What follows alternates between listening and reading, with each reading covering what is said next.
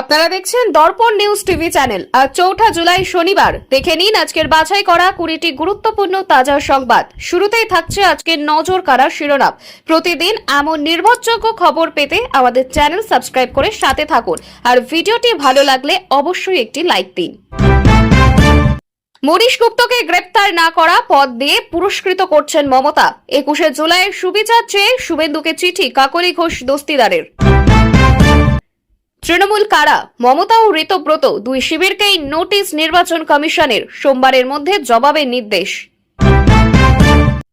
দিল্লি থেকে ফিরে তৃণমূল ভবনে ঋতব্রত ফিরাদ। মমতাকে নিয়ে স্পষ্ট অবস্থান, বাড়ল জল্পনা। তহবিল তছরূপে আরো কড়া প্রশাসন। অভিযুক্তদের বাড়ি ও ডেরায় তল্লাশি চালিয়ে বিপুল অর্থ উদ্ধার।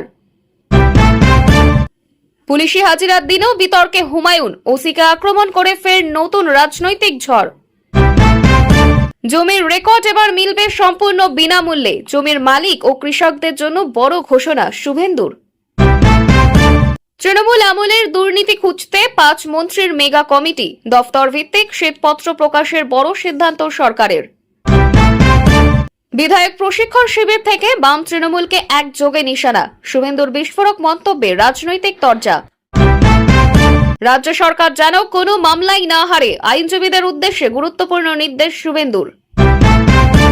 কালো কোট পরে থানায় হাজিরা। ৪ ঘন্টা জিজ্ঞাসাবাদের পর রাস্তায় অসুস্থ হয়ে পড়লেন তৃণমূল নেত্রী অপরূপা। কালীঘাটেই কি হবে বড় অস্ত্র? মমতার সই ঘিরে কমিশনের চাপে পড়তে পারে ঋতব্রত শিবির, তুঙ্গে জল্পনা। তৃণমূল ভবনের গেটে তালা ঝুলিয়ে দিল ঋতব্রত শিবির। তারপরই সেখানে পৌঁছে বড় বার্তা কুণাল ঘোষের।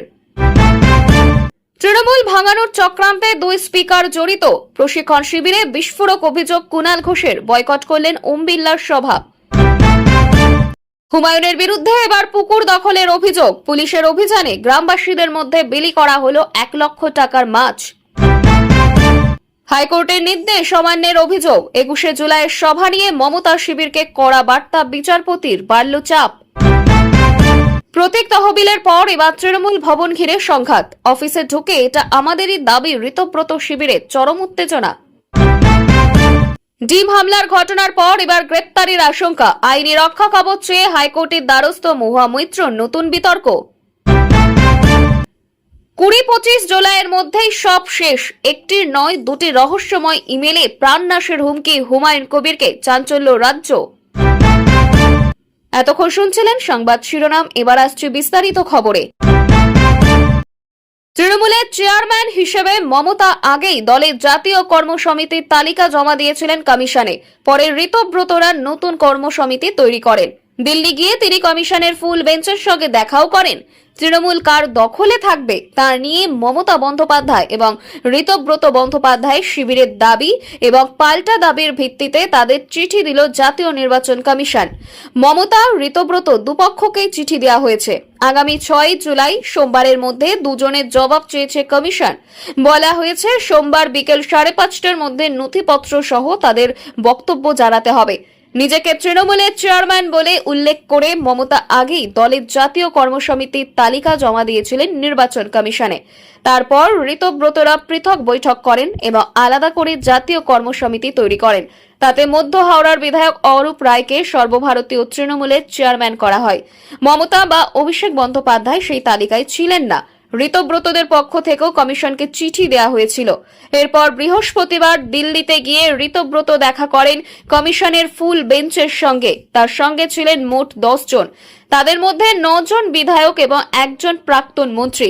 বেলা ১২টায় তাদের সময় দিয়েছিলেন জাতীয় নির্বাচন কমিশনার জ্ঞানেশ কুমার। সাক্ষাতের পর বেরিয়ে ঋতব্রত জানান তারাই আসল তৃণমূল। নতুন কর্মসমিতির বিষয়ে অবহিত করতে জ্ঞানেশের সময় চেয়েছিলেন তারা। দলের প্রতীক এবং তহবিল কোন শিবিরের হাতে যাবে এই প্রশ্নের উত্তরে ঋতব্রত বলেন, কোন রকম বিতর্কের কোনো প্রশ্নই নেই। দলের ২/৩ বিধায়ক আমাদের সঙ্গে, প্রাক্তন মন্ত্রীরা আমাদের সঙ্গে, কাউন্সিলররা আমাদের সঙ্গে, জেলা পরিষদের সদস্যরাও আমাদের সঙ্গে। প্রয়োজনীয় নথি কমিশনকে জমা দিয়েছেন বলেও জানান ঋতব্রত।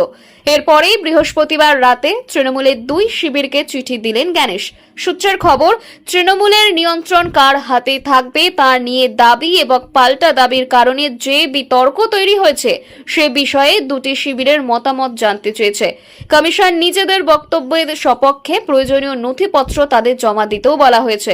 দুই শিবিরের লিখিত বক্তব্যের ভিত্তিতে কমিশন তৃণমূল সম্পর্কে চূড়ান্ত সিদ্ধান্ত নিতে পারে। রাজ্যে বিধানসভা নির্বাচনে তৃণমূলের ভরাডুবির পরেই দলে ভাঙন শুরু হয়। শোভনদেব চট্টোপাধ্যায়কে বিরোধী দলনেতা নির্বাচন করে বিধানসভা স্পিকারকে চিঠি দিয়েছিল কালীঘাট, কিন্তু ঋতব্রত জানান তিনি এই সিদ্ধান্ত মানেন না এবং সংখ্যাগরিষ্ঠ বিধায়কের সমর্থনে স্পিকারকে তিনি পাল্টা চিঠি দেন। সংখ্যাগরিষ্ঠের সমর্থনের ভিত্তিতে তাকে বিরোধী দলনেতা করা হয়, আর এরপর থেকেই কালীঘাট এবং ঋতব্রত শিবিরের মধ্যে দ্বন্দ্ব প্রকট হতে শুরু করে। দলের প্রতীক তহবিল দখলের জন্যই দুই তরফেই তৎপরতা শুরু হয়। ইতিমধ্যেই টানাপোড়েনের কারণে তৃণমূলকে ব্যাংক অ্যাকাউন্ট ফ্রিজ করে দেওয়া হয়েছে। সেই বিতর্কে এবার দুই শিবিরের বক্তব্য চেয়ে পাঠালো কমিশন।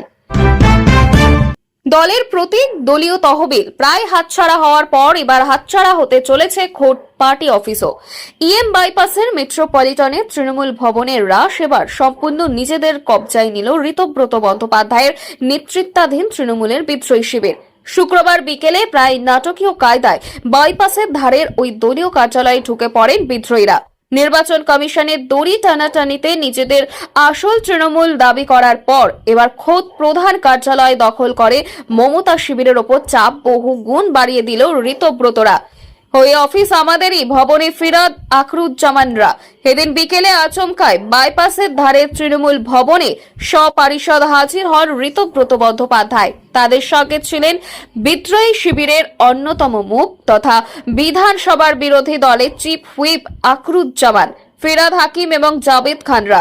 দলীয় অফিসে ঢুকেই সোজা বৈঠকে বসে যান তারা।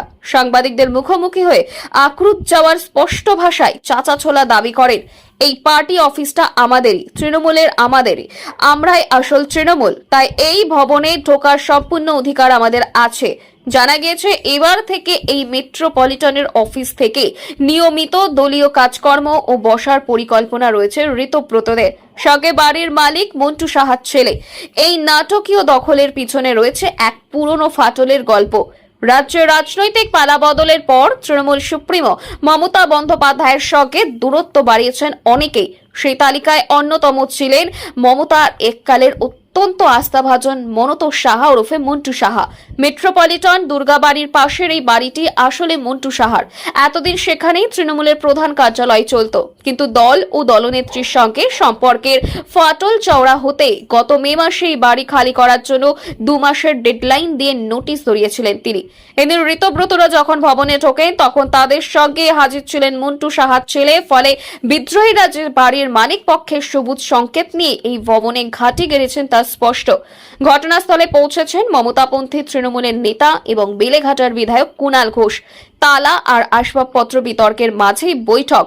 সূত্রের খবর, বাইপাস ধাবার পিছনের এই বাড়ির 2টি ফ্লোর চুক্তির বাইরে ছিল। আগে সেই 2টি ফ্লোর খালি করে দেওয়া হয়েছিল এবং 3 ও 4 তলার কার্যালয়ে ঝুলছিল তালা।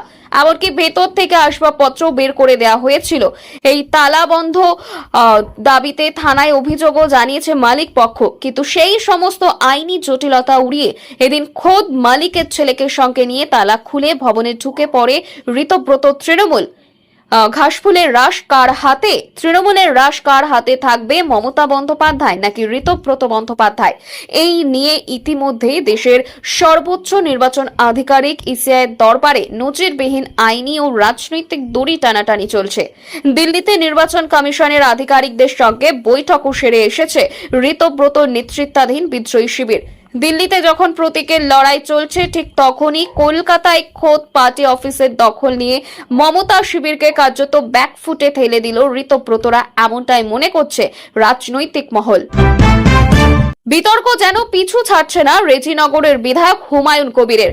এবার তলব নিয়ে বলতে গিয়ে শক্তিপুর থানার ওসিকে বাবা মা তুলে আক্রমণ করলেন তিনি, জানিয়ে নতুন করে দানা বেঁধেছে বিতর্ক। গত কয়েকদিন ধরে চর্চায় হুমায়ুন কবিরের সেটা ভাঙা মার মন্তব্য। তার জেরে শক্তিপুর থানা ও রেজিনগর থানা থেকে তলবও করা হয়েছে বিধায়ককে। যদিও এইসব তলবকে যে বিশেষ গুরুত্ব দিচ্ছেন না তা আগেই বুঝিয়ে দিয়েছেন তিনি। আজ শুক্রবার শক্তিপুর থানায় হাজিরা দেওয়ার কথা তার, তবে আগেই হুমায়ুন জানিয়েছিলেন যাবেন না তিনি। এদিন আরো এক ধাপ এগিয়ে শক্তিপুর থানার ওসিকে বেলাগাম আক্রমণ করলেন তিনি। বললেন, ওসি যেখানে যাচ্ছে সেখানেই বলছে আমার বাপ এসেছে। আজ যাচ্ছি না, তবে আমি এসপিকে জানিয়ে শক্তিপুর থানায় হাজির হব। আমার নতুন বাবার সঙ্গে দেখা করতে যাব, প্রয়োজনে মাকে নিয়ে যাব, তার স্বামীকে চিনতে পারেন কিনা দেখব। এরপর হুমায়ুন বলেন, আগামীকাল রেজিনগর থানায় হাজিরা দিতে যাব, জমায়েত করে হাজিরা দিতেই যাব। 1000 লোক নিয়ে যাব, আমাকে গ্রেপ্তার করে নিয়ে গেলে আমার সঙ্গে 1000 লোক যাবে। গত শুক্রবার রেজিনগরের কাশীপুর এলাকার এক জনসভা থেকে হুমায়ুন কবির বলেন, বিজেপি জিতেছে, সরকার গড়েছে, ভালো কথা, কিন্তু মুর্শিদাবাদে হেরেও দু একজন এমন আস্ফালন দেখাচ্ছে যেন তারাই বিধায়ক। এই আস্ফালনটা কমান। আমি যখন মুসলমানদের জড়ো করে সেটা ভাঙা মার শুরু করব না, পালানোর পথ পাবেন না। আরো এক ধাপ এগিয়ে তিনি বলেন, কেস হবে, ওরকম কেস আমাদের বিরুদ্ধে অনেক আছে। পরে শক্তিপুরের সভায় হুমায়ুনের হুঁশিয়ারি ছিল, ভোটের আগের দিন আমার ভাইপোকে গ্রেপ্তার করেছেন ওসি, তাকে আগে দেখব, তারপর ওর বাবাকে দেখব। 10,000 লোক নিয়ে থানা ঘিরে থানা থেকে একে বের করব, পারলে রুখে দেখান। বিধানসভায় এই নিয়ে হুমায়ুনকে এক হাত নেন মুখ্যমন্ত্রী শুভেন্দু অধিকারী। মুখ্যমন্ত্রীর কড়া বার্তার পরেই ওই অনুষ্ঠানের 3 আয়োজককে গ্রেপ্তার করে পুলিশ। গত মঙ্গলবার সকালে হুমায়ুনের বাড়িতে পৌঁছে যায় পুলিশ। 2টি মামলায় হাজিরার জন্য নোটিশ দেয়া হয়। 21শে জুলাই ধর্মতলার শহীদ দিবস সমাবেশকে ঘিরে আইনি জট আরো গভীর হলো। শুক্রবার আদালত অবমাননার অভিযোগে মমতা বন্দ্যোপাধ্যায়ের সহ সংশ্লিষ্ট প্রত্যেক পক্ষকে হলফনামা দাখিল করতে হবে জানিয়েছে কলকাতা হাইকোর্ট। আগামী আগস্ট মাসে মামলাটির ফের শুনানির জন্য তালিকাভুক্ত হবে বলেই জানা গিয়েছে। মমতার কাছে হলফনামা তলব হাইকোর্টের। এই বিতর্কের সূত্রপাত গত বছরের 21শে জুলাই ধর্মতলার রাজনৈতিক সমাবেশকে কেন্দ্র করে। আবেদনকারীদের অভিযোগ, সভার জন্য শহরের গুরুত্বপূর্ণ সড়ক দীর্ঘ সময় ধরে কার্যত অচল করে রাখা হয়েছিল। এর আগে কলকাতা হাইকোর্ট স্পষ্ট নির্দেশ দিয়েছিল, জনস্বার্থের কথা মাথায় রেখে কোনো রাজনৈতিক কর্মসূচির জন্য শহরের প্রধান রাস্তা সম্পূর্ণভাবে বন্ধ করা যাবে না। সেই নির্দেশ অমান্য করা হয়েছে বলে আদালত অবমাননার অভিযোগ আনা হয়েছে। শুক্রবার বিচারপতি অরিজিৎ বন্দ্যোপাধ্যায় এবং বিচারপতি অপূর্ব সিংহ রায়ের ডিভিশন বেঞ্চে মামলাটির শুনানি হয়। শুনানির সময় আদালত জানায়, এই মামলায় সব পক্ষকে তাদের প্রত্যেককে নিজেদের অবস্থান লিখিতভাবে হলফনামার মাধ্যমে আদালতে জানাতে হবে। এই অভিযোগের ভিত্তিতেই গত 19শে জুন মমতা বন্দ্যোপাধ্যায় এবং অভিষেক বন্দ্যোপাধ্যায়কে নোটিশ পাঠিয়েছিল হাইকোর্ট। পরবর্তীতে সেই মামলারই শুনানিতে আদালত সব পক্ষের কাছ থেকে হলফনামা তলবের সিদ্ধান্ত নেয়। উল্লেখ্য, 2018 সালে শহরের রাস্তায় রাজনৈতিক সভা ও মিছিল নিয়ন্ত্রণ সংক্রান্ত একটি জনস্বার্থ মামলার রায়ে কলকাতা হাইকোর্ট একাধিক বাধ্যতামূলক নির্দেশ জারি করেছিল। আদালত জানিয়েছিল, কোনো বড় বা ব্যস্ত রাস্তা সম্পূর্ণভাবে কোনো অবরুদ্ধ করা যাবে না। যানবাহন ও পথচারীদের জন্য অত্যন্ত একটি অংশ সব সময় খোলা রাখতে হবে। একই সঙ্গে অ্যাম্বুলেন্স সহ জরুরি পরিষেবা নির্বিচ্ছিন্ন চলাচল নিশ্চিত করা, প্রয়োজনে বিকল্প রুট চালু করা এবং সেই সংক্রান্ত তথ্য আগে থেকে জনসাধারণকে জানিয়ে দেওয়ার নির্দেশও দেওয়া হয়েছিল। আদালতের পর্যবেক্ষণে উঠে এসেছিল, বড় রাজনৈতিক সমাবেশের কারণে প্রায়শই কলকাতার স্বাভাবিক যান চলাচলে ভেঙে পড়ে, যার প্রভাব পড়ে সাধারণ মানুষ, কর্মজীবী নাগরিক এবং জরুরি পরিষেবার উপর।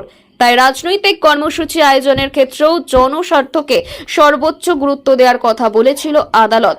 বর্তমান মামলার আবেদনকারীদের দাবি, 2025 সালের 21শে জুলাই শহীদ দিবসের সভায় সেই নির্দেশ কার্যকর করা হয়নি। এখন আদালতের নির্দেশ অনুযায়ী মমতা বন্দ্যোপাধ্যায় সহ মামলার সমস্ত পক্ষকে নির্দিষ্ট সময়ের মধ্যে হলফনামা জমা দিতে হবে। আগস্ট মাসে পরবর্তী শুনানিতে সেই হলফনামা এবং উভয় পক্ষের বক্তব্য বিবেচনা করে মামলার পরবর্তী আইনি পদক্ষেপ নির্ধারণ করবে কলকাতা হাইকোর্ট। লোকসভা স্পিকার ওম বিড়লা এবং রাজ্য বিধানসভা স্পিকার রথীন্দ্র বসুর বিরুদ্ধে তৃণমূল ভাঙানোর অভিযোগ তুলেছেন কালীঘাটপন্থী কুণাল ঘোষ।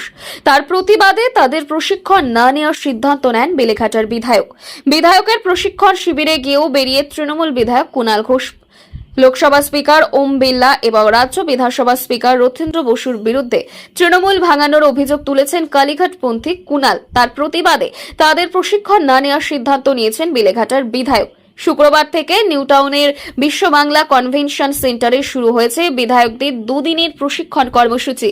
লোকসভা স্পিকার বিড়লা, বিধানসভা স্পিকার রথীন্দ্র ছাড়া উপস্থিত রয়েছেন রাজ্যসভার ডেপুটি চেয়ারম্যান হরিবংশ নারায়ণ সিং, রাজ্যপাল আর.এন. রবি, কেন্দ্রীয় সংসদ বিষয়ক মন্ত্রী কিরেন রিজিজু, মুখ্যমন্ত্রী শুভেন্দু অধিকারী, বিরোধী দলনেতা ঋতব্রত বন্দ্যোপাধ্যায় প্রমুখ।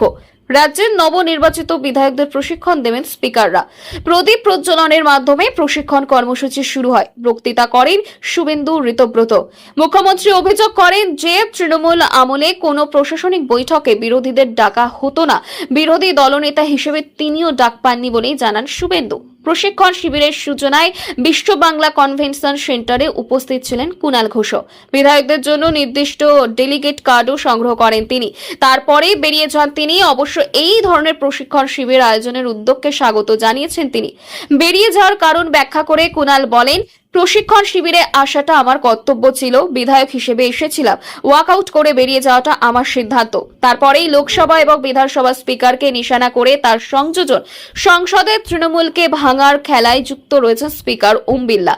অন্য দলে মিশে যাওয়া সাংসদদের বরখাস্ত না করে উনি গ্রুপ ছবি তুলছেন, আর বিধানসভা স্পিকার বেঈমানগুলোকে অনুমোদন দিয়েছেন। এদের কাছে সংসদীয় রাজনীতি, নিয়মকানুন, শিষ্টাচার শিখব না। বেঈমান বলে তিনি নাম না করে ঋতব্রত শিবিরকে খোঁচা দিতে চেয়েছেন বলেই মনে করা হচ্ছে। প্রসঙ্গত, কালীঘাট তৃণমূলের তরফে বিরোধী দলনেতা হিসেবে শোভনদেব চট্টোপাধ্যায়ের নাম প্রস্তাব করা হয়েছিল, কিন্তু সংখ্যাগরিষ্ঠ বিধায়কদের সমর্থনে এবং স্পিকারের অনুমোদনে রাজ্যের বিরোধী দলনেতা হন ঋতব্রত। অন্যদিকে সুদীপ বন্দ্যোপাধ্যায়, শতাব্দী রায় সহ তৃণমূলের 20 জন বিধায়ক নতুন দল এনসিপিআইয়ের সঙ্গে নিজেদের গোষ্ঠীকে মিশিয়ে দিয়েছেন। স্পিকার বিড়লার সঙ্গে দেখা করে নিজেদের অবস্থানের কথা জানিয়ে দিয়েছেন ওই সাংসদেরা। শুভেন্দু অধিকারীকে হুমকির অভিযোগে আইনি চাপে পরেশ রামদাস। ঘটনাকে ঘিরে তীব্র রাজনৈতিক উত্তেজনা রাজ্য জুড়ে। পশ্চিমবঙ্গের রাজনীতিতে ফের উত্তেজনা ছড়িয়েছে শুভেন্দু অধিকারীকে ঘিরে। তাকে হুমকি দেওয়ার অভিযোগে এবার আইনি চাপে পড়েছেন পরেশ রামদাস। অভিযোগ প্রকাশ্যে আসতেই শুরু হয়েছে তুমুল রাজনৈতিক তরজা। শাসক ও বিরোধী উভয় শিবিরই একে অপরকে নিশানা করে কড়া ভাষায় আক্রমণ শুরু করেছে। অভিযোগ, একটি জনসভা বা রাজনৈতিক কর্মসূচিকে কেন্দ্র করে শুভেন্দু অধিকারীকে উদ্দেশ্য করে আপত্তিকর ও হুমকিমূলক মন্তব্য করা হয়েছিল। সেই ঘটনার ভিত্তিতে আইনি পদক্ষেপের উদ্যোগ নেওয়া হয়েছে বলেও জানা গিয়েছে। বিষয়টি সামনে আসতেই বিজেপির পক্ষ থেকে দাবি করা হয়েছে, একজন বিরোধী নেতাকে ভয় দেখানোর চেষ্টা কখনোই গণতান্ত্রিক পরিবেশের পক্ষে গ্রহণযোগ্য নয় এবং দোষীদের বিরুদ্ধে কঠোর ব্যবস্থা নেওয়ারও উচিত। অন্যদিকে অভিযুক্ত পক্ষ থেকে অভিযোগ অস্বীকার করা হয়েছে বলেই খবর। তাদের দাবি, রাজনৈতিক উদ্দেশ্য প্রণোদিতভাবে এই অভিযোগ সামনে আনা হয়েছে এবং এই আইনকে ব্যবহার করে বিরোধীরা চাপে রাখার চেষ্টা চলছে। ফলে ঘটনাকে ঘিরে রাজনৈতিক উত্তেজনা আরও বৃদ্ধি পেয়েছে। ইতিমধ্যে বিষয়টি নিয়ে আইনি প্রক্রিয়া শুরু হয়েছে বলেই জানা গিয়েছে। আদালত বা তদন্তকারী সংস্থার পরবর্তী পদক্ষেপের দিকেই এখন নজর রাজনৈতিক মহলের। এই ঘটনাকে জেরে আগামী দিনে রাজ্যের রাজনৈতিক সংঘাত আরও তীব্র হতে পারে বলেই মনে করছেন পর্যবেক্ষকদের একাংশ। তবে অভিযোগের সত্যতা এবং আইনি দায় নির্ধারণের বিষয়টি শেষ পর্যন্ত তদন্ত ও আদালতের সিদ্ধান্তের উপরই নির্ভর করবে। আদালতের নির্দেশের পর আরো বড় চাপে অভিষেক বন্দ্যোপাধ্যায়। ডায়মন্ড হারবারের সাক্ষাৎকে ঘিরে বাড়ছে রাজনৈতিক জল্পনা। রাজ্যের রাজনৈতিক মহলে ফের চর্চার কেন্দ্রবিন্দুতে উঠে এসেছেন তৃণমূল কংগ্রেসের সর্বভারতীয় সাধারণ সম্পাদক তথা ডায়মন্ড হারবারের সাংসদ অভিষেক বন্দ্যোপাধ্যায়। একটি মামলায় আদালতের সাম্প্রতিক নির্দেশ প্রকাশ্যে আসার পর থেকে রাজনৈতিক মহলে নতুন করে জল্পনা শুরু হয়েছে। বিরোধীদের দাবি, এই নির্দেশের ফলে অভিষেক বন্দ্যোপাধ্যায়ের উপর আইনি ও রাজনৈতিক চাপ আরও বেড়ে গেল। যদিও তৃণমূলের পক্ষ থেকে এই দাবিকে সম্পূর্ণ রাজনৈতিক উদ্দেশ্য প্রণোদিত বলে উড়িয়ে দেওয়া হয়েছে। সূত্রের খবর, সংশ্লিষ্ট মামলার শুনানিতে আদালত কয়েকটি গুরুত্বপূর্ণ নির্দেশ দিয়েছে এবং নির্দিষ্ট তথ্য ও নথি জমা দেওয়ার কথা বলা হয়েছে। এই নির্দেশনার পরে থেকে বিরোধী শিবিরের একাংশ দাবি করতে শুরু করেছে যে তদন্তের পরিধি আরও বাড়তে পারে। যদিও আদালত এখনো মামলার চূড়ান্ত রায় দেয়নি এবং বিষয়টি বিচারাধীন রয়েছে। তৃণমূল নেতৃত্বের বক্তব্য, বিরোধীরা আদালতের পর্যবেক্ষণকে নিজেদের রাজনৈতিক স্বার্থে ব্যবহার করার চেষ্টা করছে। তাদের দাবি, আইনের প্রতি দলের পূর্ণ আস্থা রয়েছে এবং আদালতের সমস্ত প্রয়োজনীয় তথ্য পেশ করা হবে। অন্যদিকে বিজেপির অভিযোগ, আদালতের নির্দেশই প্রমাণ করছে যে বিষয়টি অত্যন্ত গুরুত্বপূর্ণ এবং নিরপেক্ষ তদন্ত হওয়া প্রয়োজন। রাজনৈতিক বিশ্লেষকদের মতে আদালতের পরবর্তী শুনানি এবং তদন্তকারী সংস্থার পদক্ষেপের উপরই নির্ভর করবে এই মামলার ভবিষ্যৎ। তবে আদালতের চূড়ান্ত সিদ্ধান্ত না আসা পর্যন্ত কোনো সিদ্ধান্তে পৌঁছানো ঠিক হবে না। তবুও এই ঘটনাকে কেন্দ্র করে রাজ্যের রাজনৈতিক উত্তাপ আরও বেড়েছে এবং আগামী দিনে এই ইস্যু নিয়ে শাসক বিরোধী সংঘাত আরও তীব্র হওয়ার সম্ভাবনা রয়েছে। টোটো চলাচল নিয়ে স্পষ্ট বার্তা অর্জুন সিং এর, কোথায় চলবে কোথায় বন্ধ হবে। বাস পরিষেবা নিয়েও গুরুত্বপূর্ণ ঘোষণা। রাজ্যের পরিবহন ব্যবস্থা নিয়ে ফের গুরুত্বপূর্ণ আলোচনা শুরু হয়েছে টোটো বা ই রিক্সা চলাচলকে কেন্দ্র করে। এই আবহে টোটো চলাচল নিয়ে স্পষ্ট অবস্থান জানালেন পরিবহন মন্ত্রী অর্জুন সিং। তিনি জানিয়েছেন, যত্রতত্র টোটো চলাচল আরও বরদাস্ত করা হবে না। যেখানে প্রয়োজন এবং প্রশাসনের অনুমোদন রয়েছে সেখানেই টোটো চলবে। অন্যদিকে যানজট সৃষ্টি হয় বা নিয়ম ভঙ্গের অভিযোগ রয়েছে এমন এলাকায় কড়া নজরদারি চালানো হবে। মন্ত্রী জানান, সাধারণ মানুষের সুবিধার কথা মাথায় রেখে এই সিদ্ধান্ত নেওয়া হচ্ছে। শহর ও শহরতলির বিভিন্ন এলাকায় টোটোর সংখ্যা দ্রুত বেড়ে যাওয়ায় অনেক জায়গায় যানজট ও দুর্ঘটনার ঝুঁকি বৃদ্ধি পেয়েছে। সে কারণেই নির্দিষ্ট রুট ও নিয়ম মেনে টোটো চালানোর উপর জোর দেওয়া হচ্ছে। প্রয়োজন হলে প্রশাসন স্থানীয় পরিস্থিতি অনুযায়ী নতুন নির্দেশিকাও জারি করতে পারে। শুধু টোটো নয়, বাস পরিষেবার উন্নয়ন নিয়েও গুরুত্বপূর্ণ বার্তা দিয়েছেন তিনি। যেখানে বাস পরিষেবার ঘাটতি রয়েছে সেখানে নতুন রুট চালু করা এবং যাত্রীদের সুবিধা বাড়ানোর উদ্যোগ নেওয়া হবে বলে জানিয়েছেন। পাশাপাশি পরিবহন ব্যবস্থাকে আরও সুশৃঙ্খল করতে সংশ্লিষ্ট দপ্তরকে প্রয়োজনীয় পদক্ষেপ নেওয়ার নির্দেশ দেওয়া হয়েছে। এই ঘোষণার পর টোটো চালক, যাত্রী এবং সাধারণ মানুষের মধ্যে ব্যাপক আলোচনা শুরু হয়েছে। অনেকের মতে সঠিক পরিচালনা, যানজট কমবে এবং পরিবহন ব্যবস্থা আরও উন্নত হবে। তবে টোটো চালকদের একাংশের দাবি, নতুন নিয়ম চালুর আগে তাদের জীবিকা ও বিকল্প ব্যবস্থার দিকেও সরকারের নজর দেওয়া উচিত। এখন প্রশাসনের পরবর্তী পদক্ষেপের দিকেই নজর সবার।